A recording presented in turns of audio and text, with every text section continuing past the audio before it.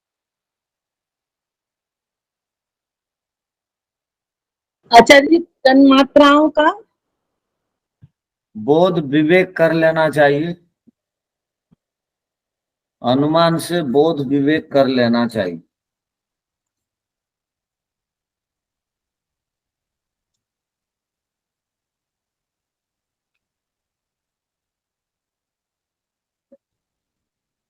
अब सूत्र का अर्थ देखिए,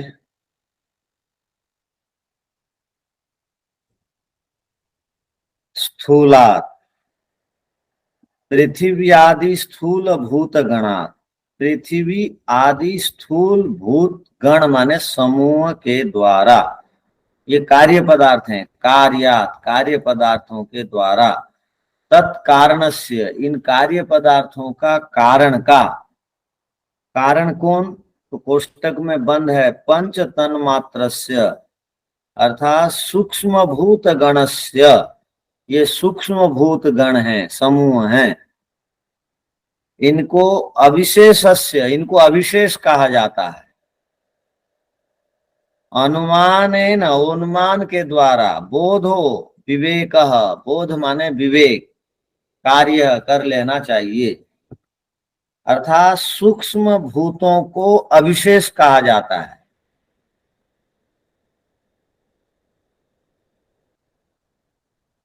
जिससे जो उत्पन्न हुआ, उत्पन्न होने के बाद उससे जो उत्पन्न नहीं होता है उसको विशेष कहते हैं। तो विशेष पदार्थ कितने हैं, हम योग दर्शन में पढ़े हैं, विशेष पदार्थ कितने हैं, 16 हैं, जिनसे कोई पदार्थ नया नहीं बनता है। तो विशेष पदार्थ का अर्थ है जो बन जाने के बाद कारण पदार्थ से, उनसे जो पदार्थ नहीं बनते हैं उनको विशेष कहते हैं। तो विशेष पदार्थ 16 हैं, कौन बताएंगे आप में से? आचार्य जी, पंच ज्ञानेन्द्रिय, पंच कर्मेंद्रिय और अंतरेंद्रिय मन और पंचभूत। ठीक, बढ़िया। दो आदमी बोलने के लिए तैयार थे तो ठीक पढ़ रहे हैं और बाकी भूल गए। तो विशेष कहते हैं जो और कोई नया द्रव्य को नहीं बना सकते हैं। तो अविशेष कितने हैं, कौन बताएंगे आप? अब आप पकड़ में आ जाएंगे। अविशेष 6 है, अविशेष 6 है, अहंकार और पंच तन्मात्रा। ठीक है, तो दूसरे लोग, आप लोग सुन लीजिए, अविशेष 6 प्रकार के होते हैं, एक अहंकार और एक 5 तन्मात्राएं अविशेष हो। तो यहाँ क्या लिखा है देखिए, सूक्ष्म भूत गणस्य, सूक्ष्म भूत गण जिनको अविशेषस्य, अविशेष कहा जाता है, उनका अनुमान से ज्ञान कर लेना चाहिए। तो यदि विशेष अविशेष को आप भूल जाएंगे तो अर्थ नहीं कर पाएंगे।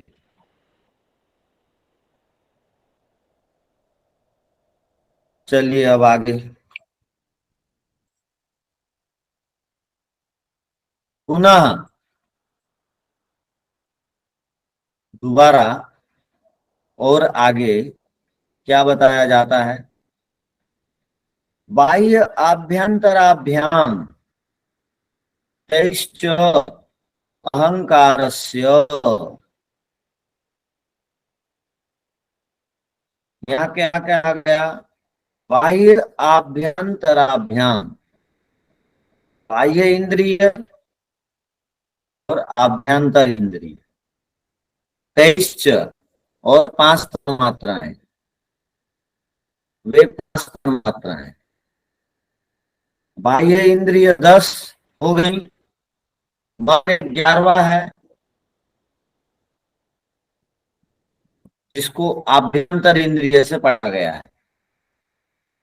तो सूत्र में क्या लिखा है देखिए, बाह्य अर्थात 10 ज्ञानेन्द्रिय कर्मेंद्रिय, आभ्यंतराभ्याम द्विवचन है तो आभ्यंतराभ्याम लिखा, आभ्यंतराभ्याम मना मन,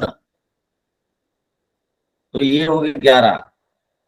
23 और भी उनसे, अहंकार से, तन्मा पंच तन्मात्रे ही, 5 तन्मात्राएं। तो ये 16 पदार्थ हो गए। अहंकार से, इससे अहंकार का ज्ञान कर लेना चाहिए। अर्थात 10 ज्ञानेंद्रियां, कर्मेंद्रियां, एक मन और 5 तन्मात्राओं को देखकर उनका जो मूल कारण पदार्थ है अहंकार, उसका ज्ञान होना चाहिए।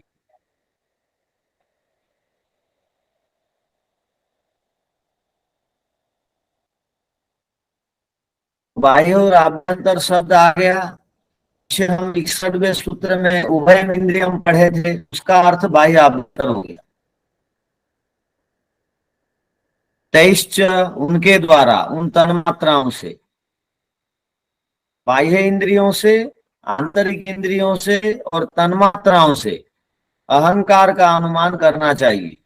अर्थात अहंकार से इन 16 तत्वों की उत्पत्ति हुई है। अर्थात ये 16 पदार्थों को देखकर इनका कोई ना कोई एक कारण है, इसका ज्ञान हो जाता है। वो जो कारण पदार्थ है उसी को अहंकार कहते हैं। सूत्र का अर्थ समझ में आ गया होगा? अब लिख लीजिए।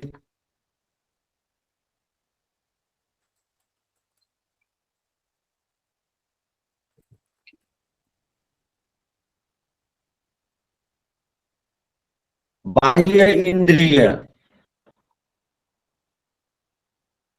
अर्थात 5 ज्ञानेंद्रियां,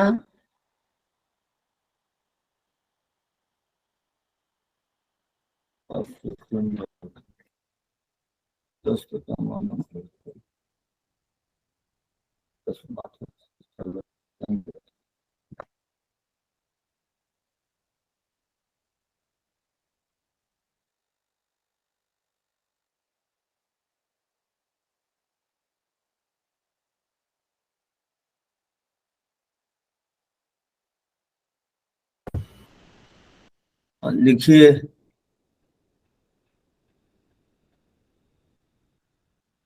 बाह्य इंद्रिय अर्थात 5 ज्ञानेंद्रियां, 5 कर्मेंद्रियां।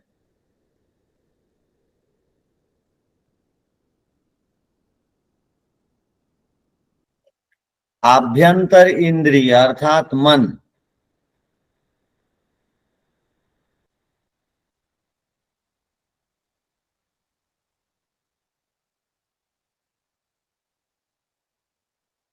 अर्थात बाह्य इंद्रियों से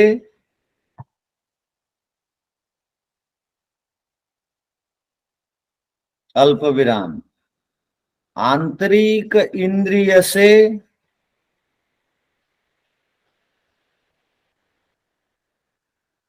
और 5 तन्मात्राओं से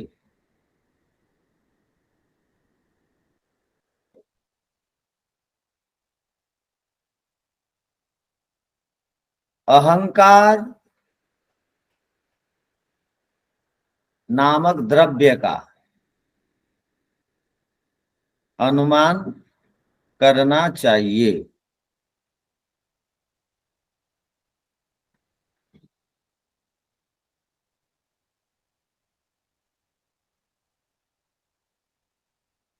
पूर्ण विराम।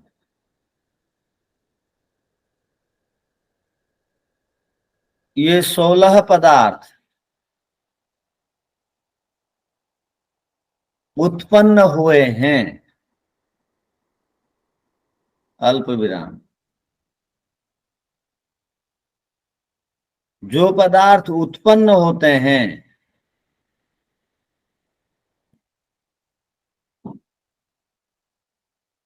उनका कोई एक बनाने वाला कारण पदार्थ है।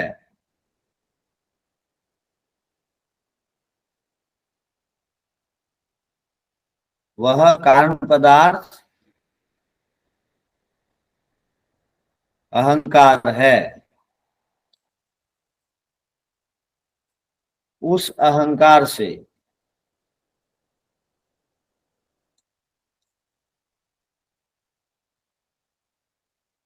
ये दोनों प्रकार की इंद्रियां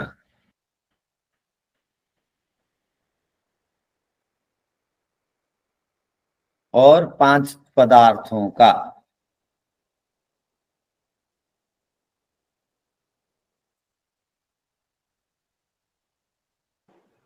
ये दोनों प्रकार की इंद्रियां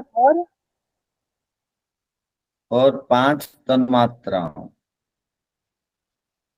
का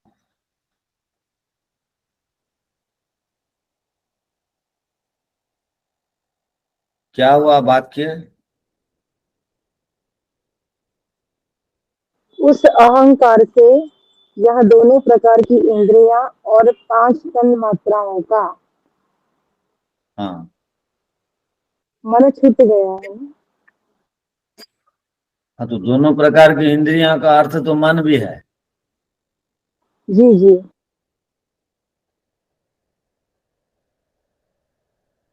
उस अहंकार से ये क्या वाक्य बोल रहे हैं? क्या हुआ वाक्य आपका?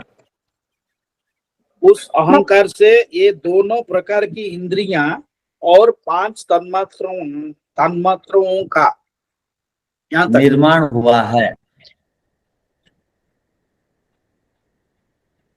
ऐसा ज्ञान कर लेना चाहिए।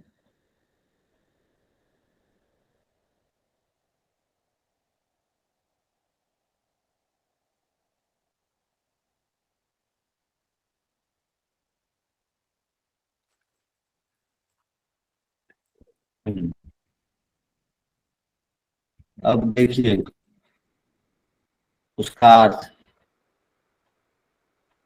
बाह्य आभ्यंतराभ्याम तैश्च अहंकारस्य। बाह्य अर्थात 10 इंद्रियां, आभ्यंतर अर्थात 3 इंद्रिय। तो बाह्य आभ्यंतराभ्याम इंद्रिय वो यह छूट गया देंगे, इंद्रिय लिखा, इंद्रिय गणाभ्याम होगा। यह छूट गया लेंगे, इंद्रिय गणाभ्याम इंद्रिय तथा आचार्य जी,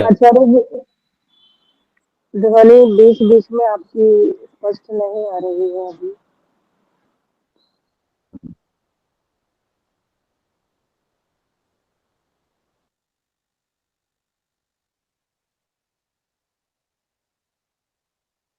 नहीं सुनते हैं अब भी आप? अभी ठीक है। इसके अब आ रही है पहले गुरुजी। जी। ठीक है। तो तथा तेईश्च पंच तन्मात्र ही, और उन 5 तन्मात्राओं को देख करके के द्वारा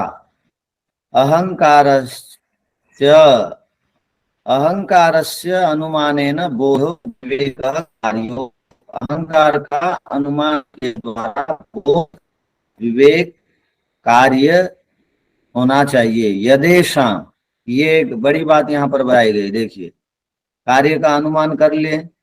यदेषां वृत्ति संस्कारो यत्र तिष्ठति। उस अहंकार में उस अहंकार के कारण इंद्रियों में वृत्ति अर्थात व्यापार देखने को मिलता है। अहंकार के कारण ही वृत्ति अर्थात व्यापार देखने को मिलता है, और अहंकार के कारण ही तन्मात्राएं सम्यक ढंग से काम करती हैं। अहंकार के कारण तन्मात्राएं काम करती हैं। संस्कार का अर्थ यहाँ पर काम करती हैं ठीक ठाक, और वृत्ति भी इंद्रियों में उठती हैं वो अहंकार के कारण। यहाँ पर वृत्ति संस्कार का अर्थ और कुछ चित्त संस्कार आदि मत ले लीजिए। यहाँ संस्कार का अर्थ है वो संस्कार नहीं, वृत्तियों से जो संस्कार बनता है। यहाँ संस्कार का अर्थ है जिसके कारण क्रिया होती है। अर्थात अहंकार के कारण, आगे क्या लिखा देखिए, यत्र तिष्ठति स्वयं अहंकार, और जहां पर इंद्रियां और तन्मात्राएं आकर के ठहर जाती हैं। इंद्रियां और तन्मात्रा, तिष्ठति माने ठहरना। जब इंद्रियों में टूट फूट होगी, जब तन्मात्राओं में टूट फूट होगी, तब वो टूट फूट होने के बाद वो इंद्रियां और तन्मात्राएं कहाँ रहेंगी? तो कहा अहंकार में आकर के रह जाती हैं। इसलिए वो तिष्ठति माने रहती हैं, क्योंकि ये कार्य पदार्थ हैं। अहंकार कारण पदार्थ है। जब भी कार्य पदार्थ टूटता फूटता है तो उसके कारण में आकर के ठहरता है। तो इसका कारण अहंकार है। तो अहंकार में आकर के ये सब टूट फूट हो करके आके रहते हैं। तन्मात्राणाम च सहत सूक्ष्म भावो यस्मिन् भवति। जब तक सूक्ष्म तन्मात्राएं अस्तित्व में नहीं आती हैं, तब तक अहंकार में अपने अलग अलग अस्तित्व बना करके सूक्ष्म तन्मात्राएं नहीं रहती हैं। क्या बात समझ में आई? जब तक तन्मात्राएं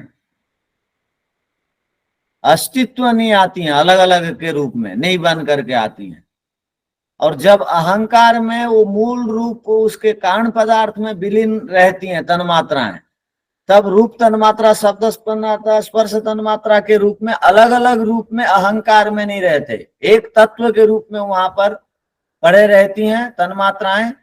जब उभर करके आते हैं तो 5 विभाग में विभक्त होती। जब मूल पदार्थ में तन्मात्राएं रहती हैं तो एक रूप में रहती हैं, केवल तन्मात्रा के रूप में। जब वहां से प्रकट होती हैं तो 5 रूप उसके अलग अलग दिखाई देते हैं। अर्थात 5 रूप में तन्मात्राएं दिखती हैं। मूल रूप में एक हैं, प्रकट होने से वो 5 रूप में दिखाई देते। जिस प्रकार अब जो दुनिया दिख रही है अलग अलग रूप रंग वाली है, किंतु जब ये दुनिया नहीं रहती है तो मूल 5 स्थूल भूतों में वो विद्यमान रहती है।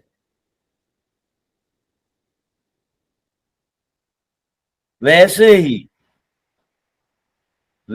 ही 5 तन्मात्राएं जब अहंकार में रहती हैं तब वो अलग अलग अस्तित्व वाली नहीं रहती हैं। जब अहंकार से उभरती हैं तो अलग अलग रूप बन करके दिखाई देती। ठीक है, क्या पूछना है पूछे।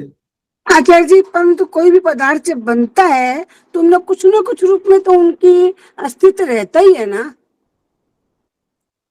सब पदार्थों में। बनने के बाद जितने पदार्थ हैं उतना उनका अस्तित्व है। सबका अलग अलग अस्तित्व है। आंख का अलग अस्तित्व, कान का अलग अस्तित्व अभी है, किंतु ये जब मूल में सब चले जाएंगे तो किन्हीं का और अस्तित्व नहीं है। वो मूल पदार्थ में चले गए, संपूर्ण किसी का अभाव नहीं होता है, किंतु अब जो सत्ता दिखाई देती है वो और नहीं रहती। रूप वाली सत्ता आदि विद्यमान नहीं रहते, मूल में समा जाते हैं। मूल में जाएगी तब ठीक। धन्यवाद। मूल अहंकार एक ही है और तत्व पे जब आते हैं तो 16 हो जाते हैं। सूत्र का अर्थ आप लोगों को आ गया?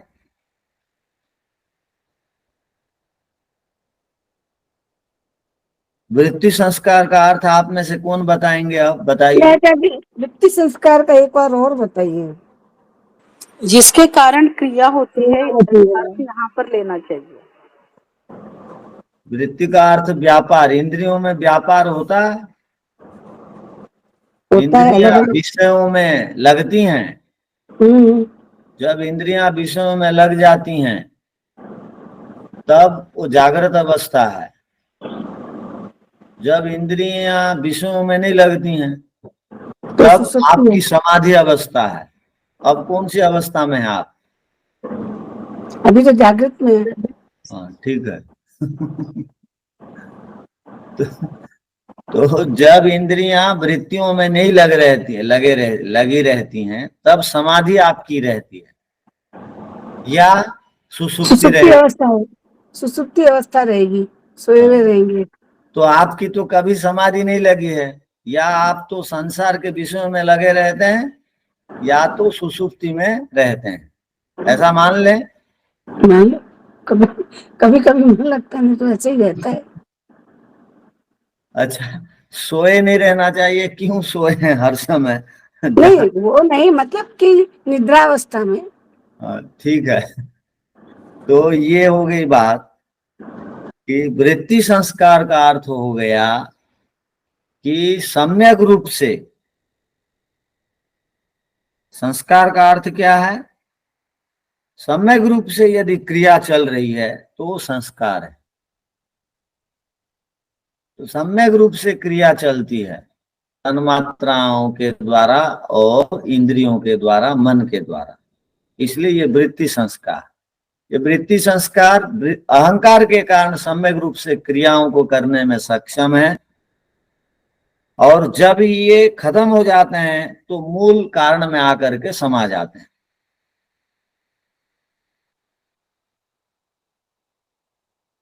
ठीक है, उसके बाद देखिए तो पश्चात। आचार्य जी, अहंकार तो मूल कारण है। अहंकार तो, अहंकार के कारण ये विस्तृत होते हैं और अहंकार के कारण वो समझ जाते हैं, ऐसा है क्या? अहंकार से बनते हैं। हाँ, कौन बनते हैं? ये पंच तन्मात्राएं, ये और ये 11 इंद्रियां, अंतरंग, बहिरंग और हाँ, मात्राएं, 16 पदार्थ। ठीक है, 16 पदार्थ। 5 ज्ञानेंद्रिय, 5 कर्मेंद्रिय, 5 तन्मात्रा, ये पहला, और मन। ठीक है, इसको आप याद कर लीजिए। आप याद याद करना कर लेंगे और ज्ञान बढ़ जाएगा बोल करके सूत्रकार की दया देखिए हमारे प्रति, बार बार रटा रहे हैं।